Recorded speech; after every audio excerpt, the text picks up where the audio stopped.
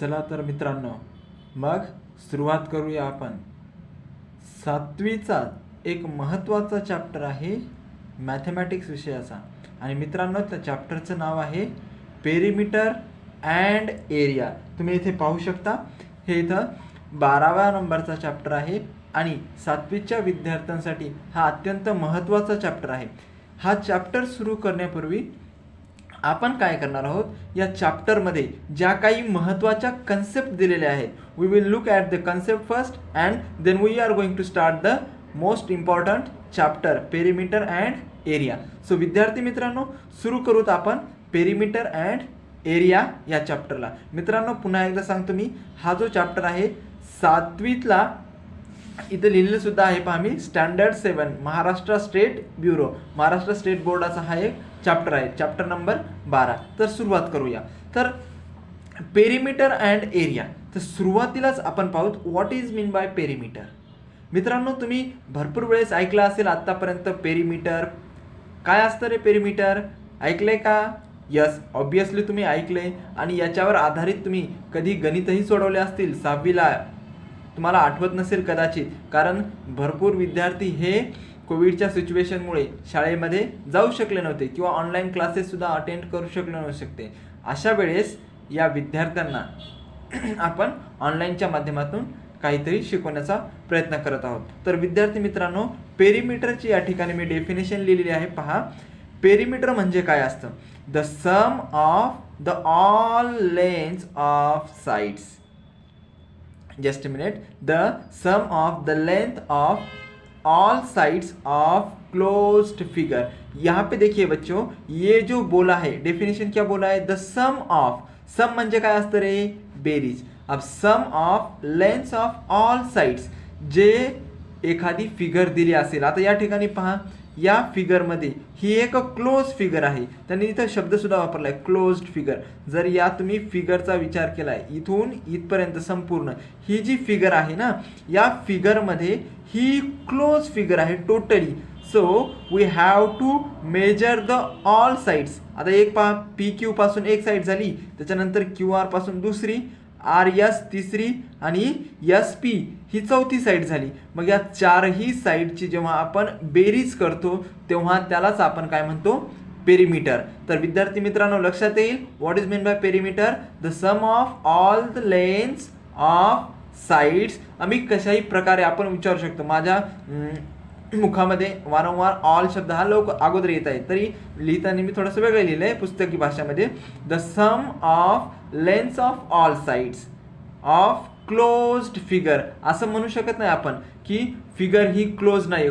Figure ही क्लोजच पाहिजे, बंद पाहिजे, तेव्हा त्याच्या 4 साईड येतील आणि चारही साईडची बेरीज करायची आपल्याला. कुठलीही फिगर असेल, ऑब्वियसली आपल्याकडे 4 साईज आहेत, आपल्याला चारही साईडची बेरीज करायची. मग ही बेरीज केली, जी येईल ती येईल, आपण पाहून घेऊ. याच्यानंतर पहा बरं रे, ही एक प्रकारची फिगर दिली, ही सुद्धा क्लोज फिगर आहे, कुठेही ओपन नाही आहे. पहा, हे एक संपूर्ण अशा ठिकाणी आलेलं आहे आणि या फिगरचं नाव आहे ABCD. तर या फिगरमध्ये पहिली साईड AB जी आहे 4 सेंटीमीटर आहे, त्याच्यानंतर BC आहे 4 सेंटीमीटर, CD आहे 4 सेंटीमीटर आणि AD सुद्धा आहे 4 सेंटीमीटर. या चारही साईडची जर तुम्ही बेरीज केली तर यालाच तुम्ही शेवटी काय म्हणणार आहेत मित्रांनो? पेरिमीटर. ह्या सर्व गोष्टी आपण पाहणार आहोत. तर पेरिमीटरची डेफिनेशननुसार आपण कसं लिहू शकतो पहा बरं. Perimeter is equals to sum of the length of all sides. बरोबर आहे. शॉर्टमध्ये लिहिलं, पेरिमीटर म्हणजे चारही साईडची बेरीज किंवा जेवढी काही साईड दिली त्यांची बेरीज करायची. मग या फिगरमध्ये जर पाहितलं तुम्ही, पी क्यू ही एक साईड आहे त्याच्यामुळे लिहिली पी क्यू.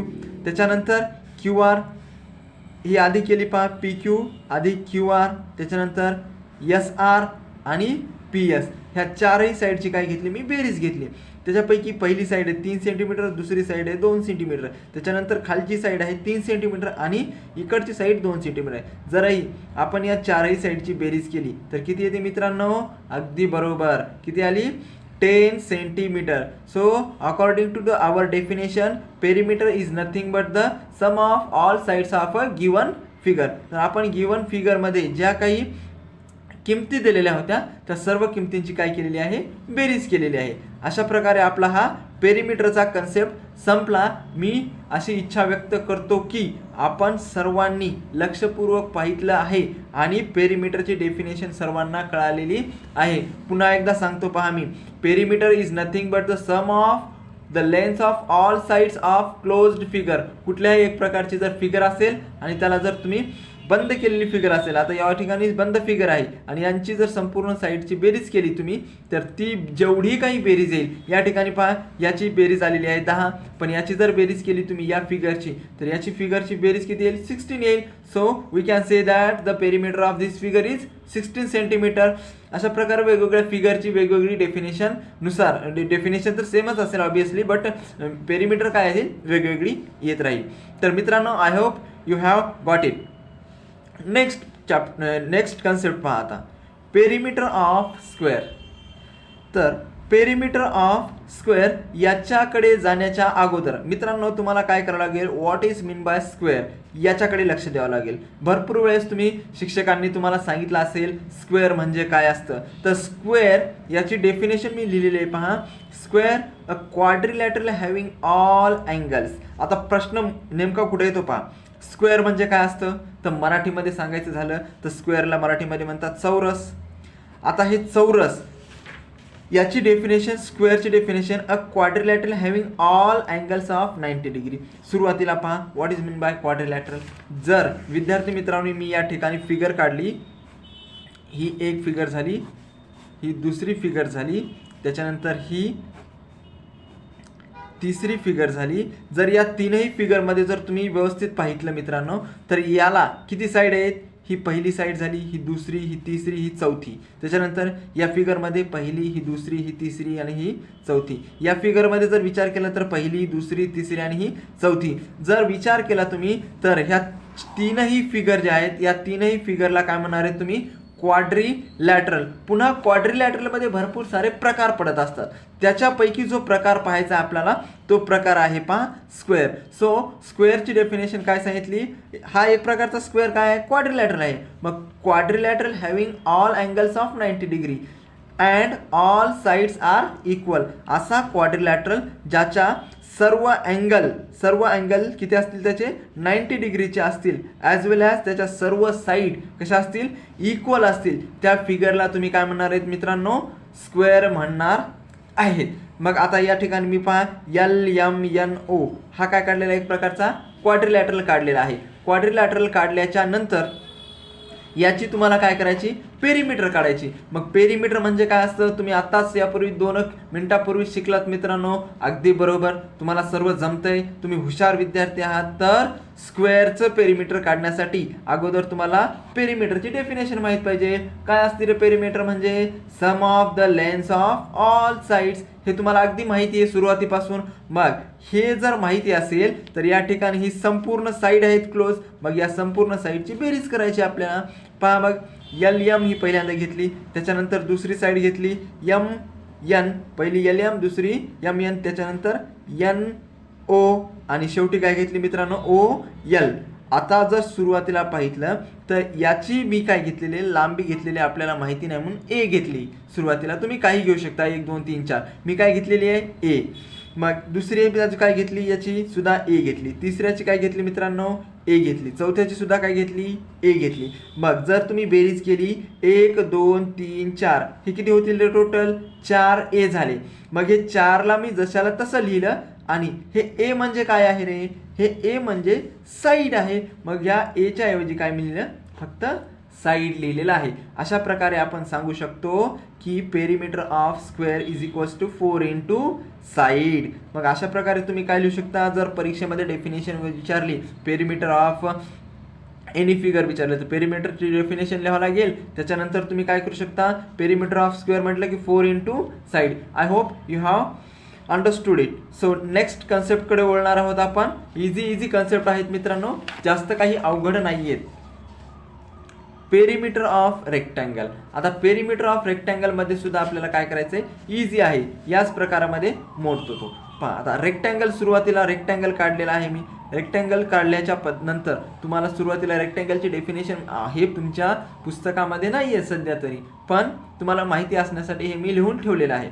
तर रेक्टँगलची डेफिनेशन काय लिहिली आहे? A quadrilateral having all angles of 90 degree called as rectangle. मित्रांनो, गोंधळात पडायचं नाही. स्क्वेअरची जी डेफिनेशन सांगितली होती, हा पहा मी एक रफ फिगर काढतो. स्क्वेअरची डेफिनेशन सांगितली होती ज्याचे ऑल अँगल्स कितीचे असतील? 90 डिग्रीचे. ऑल अँगल्स 90 डिग्री स्क्वेअरमध्ये सांगतोय हा. स्क्वेअरचे ऑल अँगल्स कितीचे असतील? 90 डिग्री. आणि ऑल साइड्स इक्वल असतील. जर ऑल साइड्स इक्वल असतील आणि ऑल अँगल 90 डिग्रीचे असतील तेव्हा तुम्ही त्याला काय म्हणणार आहेत मित्रांनो? स्क्वेअर. बट रेक्टँगल कधी म्हणणार आहेत? रेक्टँगल यावेळेस म्हणणार आहेत तुम्ही ज्यावेळेस फक्त त्याचे अँगल कितीचे असू शकतात? 90 डिग्रीचे असतील, त्यावेळेस तुम्ही त्याला रेक्टँगल म्हणणार. आपल्याला साईडशी काहीही करायचं नाहीये. साईड किती कमी जास्त असू शकतात, त्याच्या चारही साईड इक्वल असू शकतात, चारही साईड काय असू शकतात? वेगवेगळ्या असू शकतात. मग आपल्याला फक्त प्रमुख जी गोष्ट पाहिजे तर त्याचे ऑल अँगल्स कितीचे पाहिजे? 90 डिग्रीचे पाहिजे. म्हणून आपण पेरिमीटर ऑफ रेक्टँगल लिहिण्यासाठी, तर पेरिमीटरची डेफिनेशन माहिती आहे तुम्हाला. What is mean by perimeter? Obviously sum of length of all sides. Got it? समजलं तुम्हाला विद्यार्थी मित्रांनो? मग याची सांगा बरं. ए बी एक साईड आहे, त्याच्यानंतर बी सी दुसरी आहे, त्याच्यानंतर सी डी तिसरी आहे आणि ए डी चौथी आहे.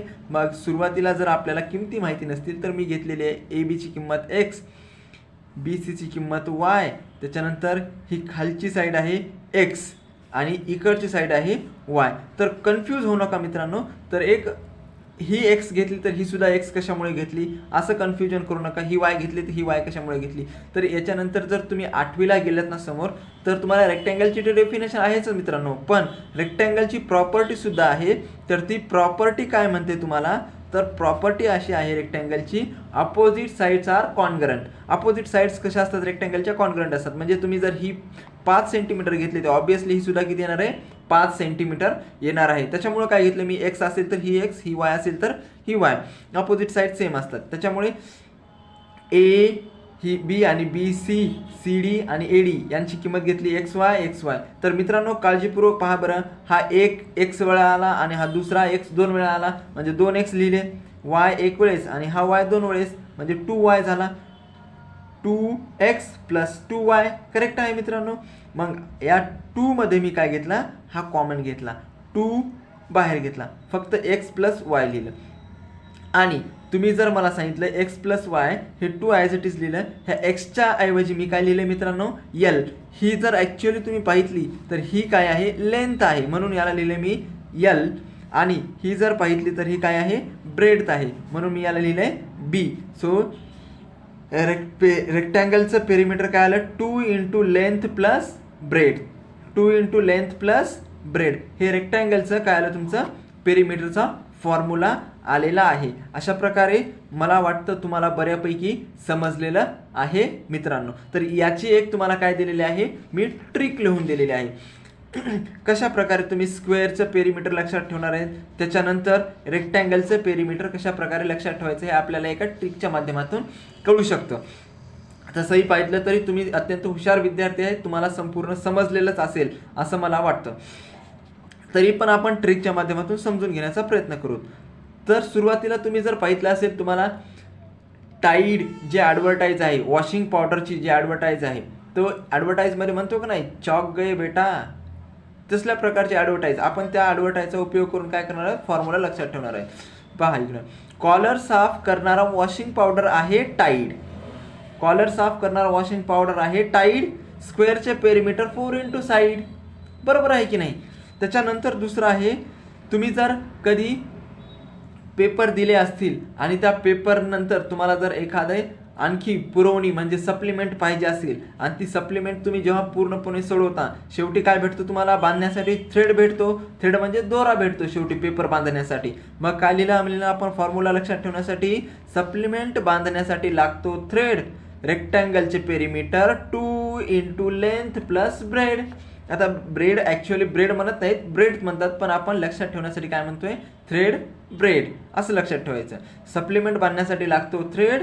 रेक्टँगलचे perimeter 2 into length plus bread. अशा प्रकारे विद्यार्थी मित्रांनो तुम्हाला हे सर्व समजलं असेल अशी अपेक्षा करतो. आणि मित्रांनो जाता जाता तुम्हाला सर्वांना तुमच्या नेक्स्ट दिवसासाठी शुभेच्छा देतो. See you soon. Have a nice day.